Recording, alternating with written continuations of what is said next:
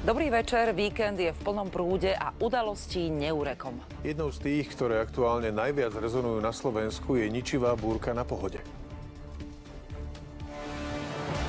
Festival Pohoda sa pre silnú búrku skončil. Jeden zo stanov spadol na divákov. Takmer 30 ľudí utrpelo zranenia. Počasie robilo problémy aj v iných regiónoch. Kolabovala doprava, na strednom Slovensku zostali bez elektriny tisíce domácností. Čoraz častejšie prichádzajú búrky, ktoré síce netrvajú dlho, ale množstvo zrážok, ktoré spadnú, prináša skazu. Na trenčianskom letisku sa zopakoval scenár z roku 2009. Presne po 15 rokoch tam udrela silná búrka, ktorá zvalila jeden zo stanov. Tento raz našťastie nikto neprišiel o život. Desiatky ľudí však utrpeli zranenia. Festival napokon zrušili.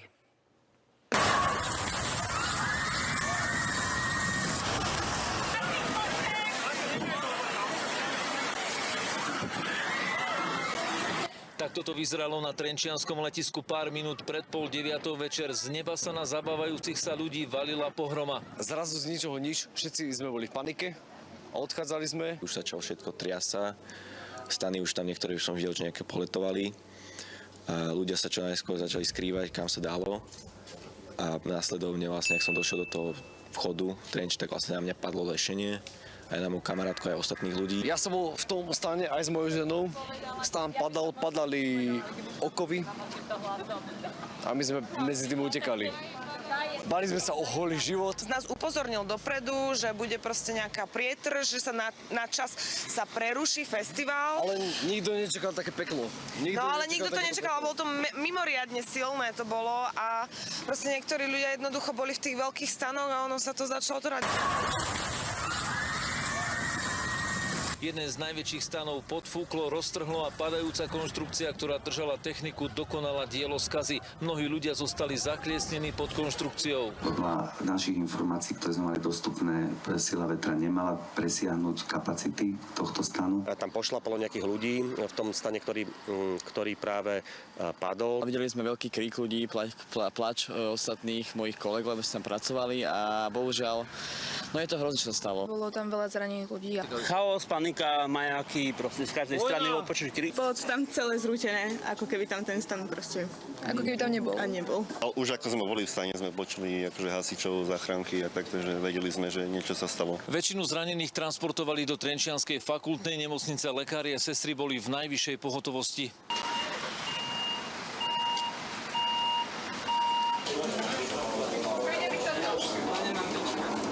Boli povolaní takisto na výpomoc kolegovia z rôznych pracovísk, čo sa týka aj sestier, aj lekárov. Do rána ošetrili v Trenčianskej nemocnici 30 zranených, 4 z nich hospitalizovali. Jednalo sa väčšinou o poranenia, tržné rany, udretie, puchnutie na chrbát, kontúzie chrbáta, kontúzie končatín. Tak toto v okolí Trenčianskeho letiska vyzeralo o polnoci. Areál bol uzavretý a ľudia pomaly odchádzali domov. Mnohí odchádzali vlakmi a autobusmi, mesto otvorilo aj športovú halu. Tu mohli prečkať noc. Zabezpečili sme pre nich základné deky, aby mali v prípade potreby, aby sa mohli osprchovať, ak budú mať záujem. Pol hodinu po polnoci organizátori oznámili, že festival rušia. My sme neboli schopní garantovať neporušenosť stavieb festivalových, garantovať úplné bezpečie alebo bezpečie pre ľudí, ktorí by na festivale ostali, ak by sme v ňom sa rozhodli pokračovať. Zo stanu, v ktorom sa zabávali desiatky ľudí, zostalo iba torzo. Od skorého rána tu stopy zaisťovalo množstvo expertov. Priestor bol pre verejnosť uzatvorený. Na mieste sa aj teraz vykonáva rozsiahla obliadka miesta činu za prítomnosti príslušníkov z úradu kriminalistickej techniky prezídia policajného zboru.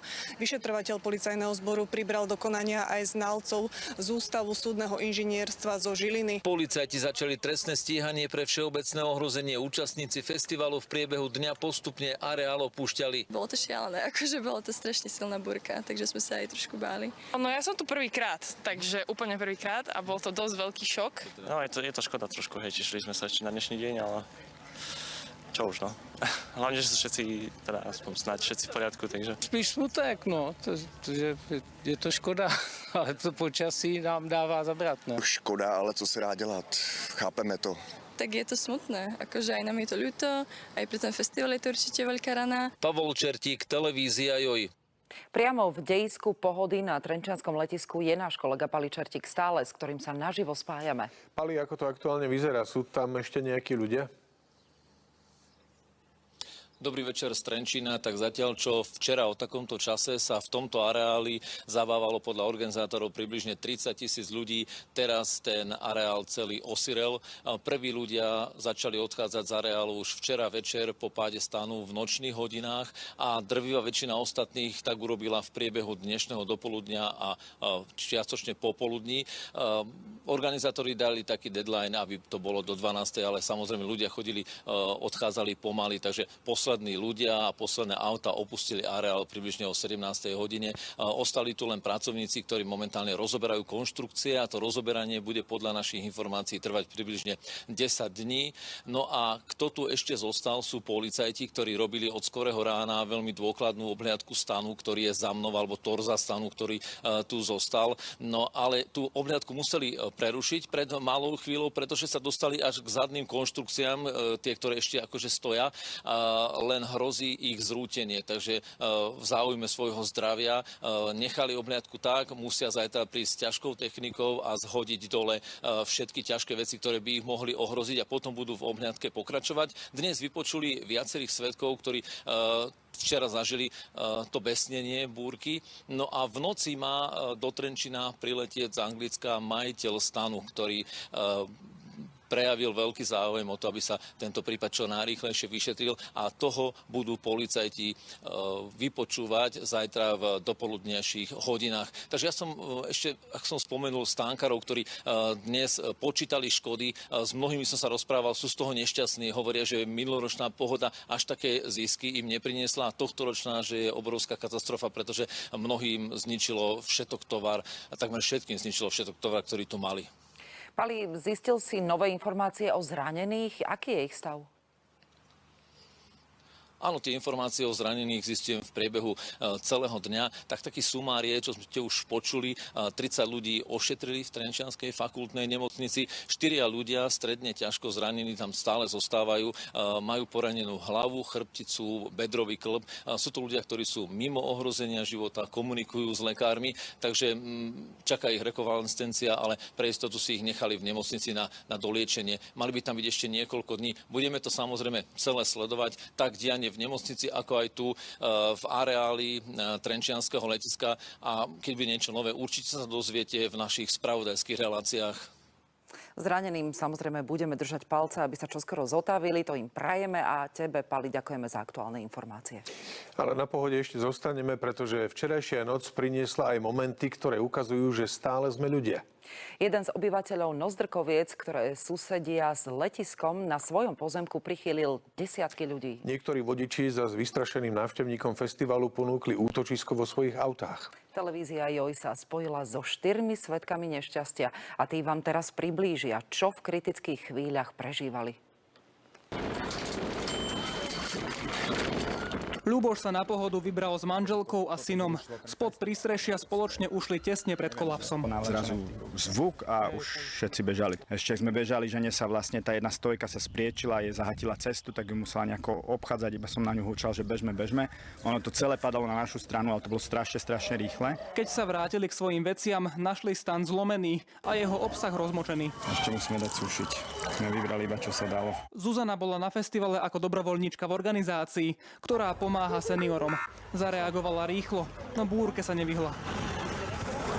Nebolo nič vidieť, všade bola tma, strašne teda pršalo, fúkal silný vietor. Vbehla do auta, čo bola v tej chvíli asi najlepšia voľba. Na 5 sedadlách sa tlačili 7. Všade na okolí boli ľudia, ktorí plakali, kričali, nevedeli nájsť svojich blízkych a chceli sa schovať, ale my sme ich naozaj nemali kam zobrať. Michal navštívil Pohodu 3-krát so skupinou kamarátok. Tvrdí, že vypukla panika a ľudia nevedeli, kam presne utekať. Keď skončila tá búrka, tak sme vyšli ako keby na parkovisko a z parkoviska vlastne ten stan predtým bol vidieť a teraz už tam ako keby ten stage celý nebol. No a Mariana si na mieste znova prežila jednu nepríjemnú spomienku. Totiž bola to práve ona, ktorá vás na obrazovkách televízie Joj informovala o tragédii pred 15 rokmi. Čo sa týka ďalších počtov zranených, je možné, že číslo sa bude ešte upresňovať. Pravdepodobne, bohužiaľ, sa bude možno aj zvyšovať. Z môjho pohľadu to bolo horšie ako vtedy. Určite, čo sa týka sily vetra a určite, čo sa týka toho šialeného dažďa. Ale našťastie, teda, čo pre mňa bola úplne neuveriteľne skvelá správa, že napriek tomu, že tie strany to neprežili, tak ľudia to prežili všetci. Radovan Antoži, televízia Joj. Bývalá prezidentka Zuzana Čaputová, ktorá mala dnes vystúpiť na Pohode v diskusii, napísala, že myslí na zranených a praje im rýchle uzdravenie. Ocenila prejavy pomoci a solidarity. Minister vnútra Matúš Šutaj-Eštok na sociálnej sieti uvítal rozhodnutie predčasne ukončiť festival. Podľa neho je dôležité zistiť, či sa to nemalo stať skôr, aby nedošlo k ohrozeniu ľudí.